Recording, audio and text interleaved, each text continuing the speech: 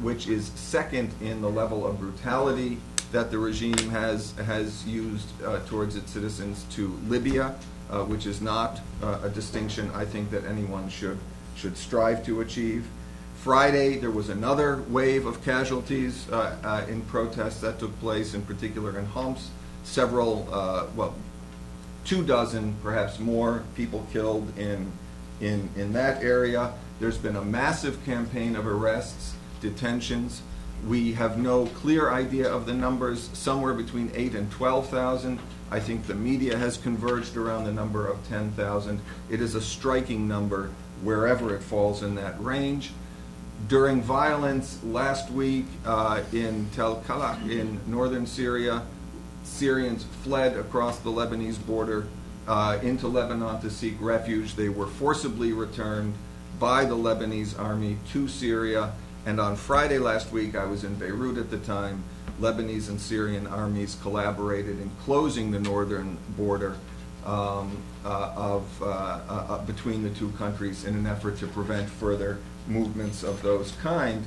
So the regime is really doing everything it can to try and rebuild the wall of fear that helped to assure its survival over the past 50 years. It has now reached a point in that effort when it has repeatedly claimed that it has achieved the upper hand, that it has brought these protests under control, and that now, in the spirit of generosity that has always marked the governance approach of the Assad regime, it is now willing, with order restored, to engage in dialogue with the opposition about possibilities for reform.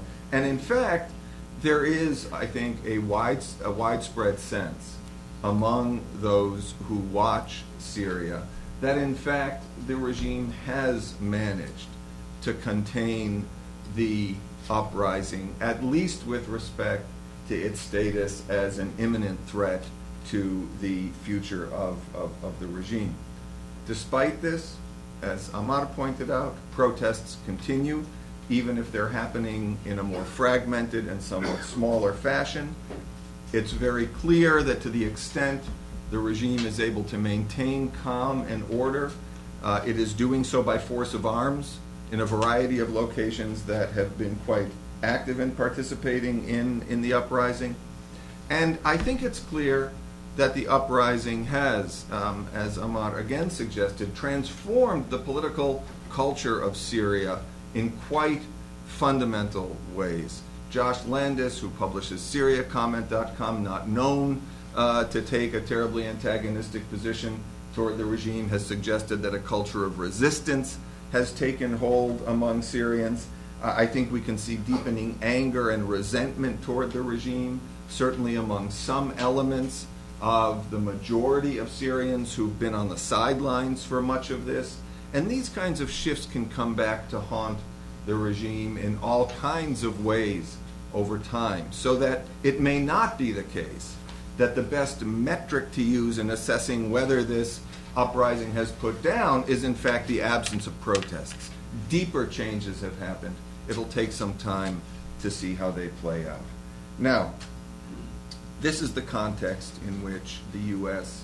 is engaging with the Syrian uprising. So what has the U.S. response been to date?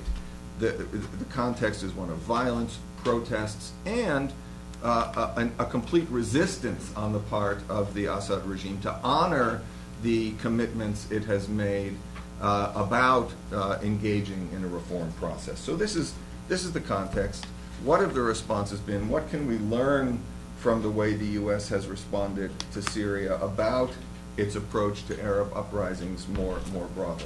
And I think none of you are going to be surprised when I say that the hallmark of the administration's response to the Syrian uprising has been caution, and perhaps even an excess of caution, given the long history of antagonism between the U.S. and Syria. In fact, as I'm sure you know, for a number of analysts, the Syrian uprising has been presented as an opportunity not only to remove a long-term adversary of the U.S., someone who's been a thorn in the side of American foreign policy in the Middle East for decades, but to achieve a fundamental transformation in the strategic balance of power in the region. This whole notion of tipping Syria in ways that would move it closer to the West. It's been enormously seductive for American policymakers, and there's been some pressure from outside the policy system to pursue that course. But that is not the course that the White House has pursued.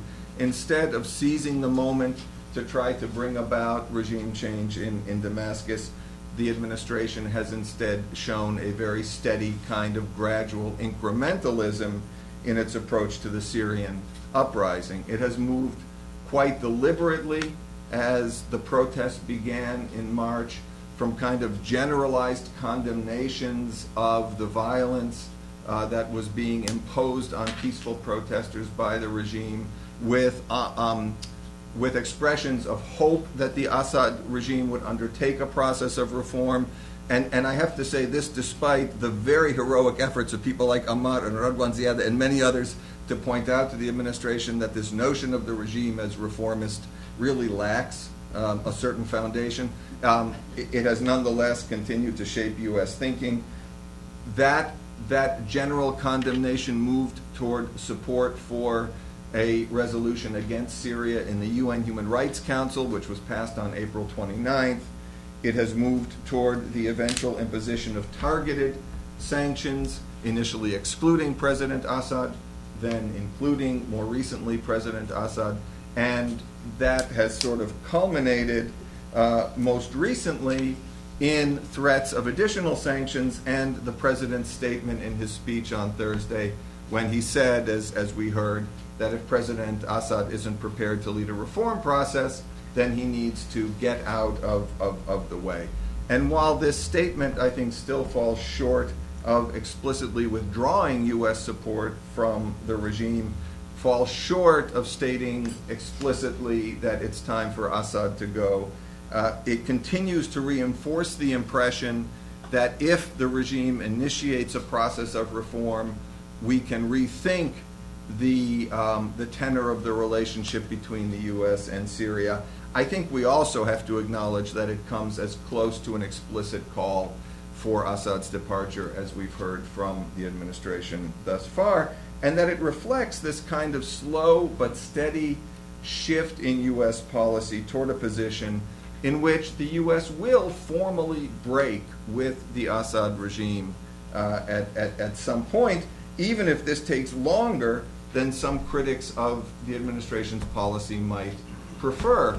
And just to underscore that point, it's worth stressing that in explaining the intent of the sanctions imposed by the EU yesterday, which brought them into line with what the Americans had done previously, the EU spokesman said the intent of these sanctions is not to bring about the fall of the regime in Syria. So that continues to be a kind of threshold that both the Americans and the Europeans are reluctant to cross, although I think the time is fast approaching when they will have to decide whether to cross it or not.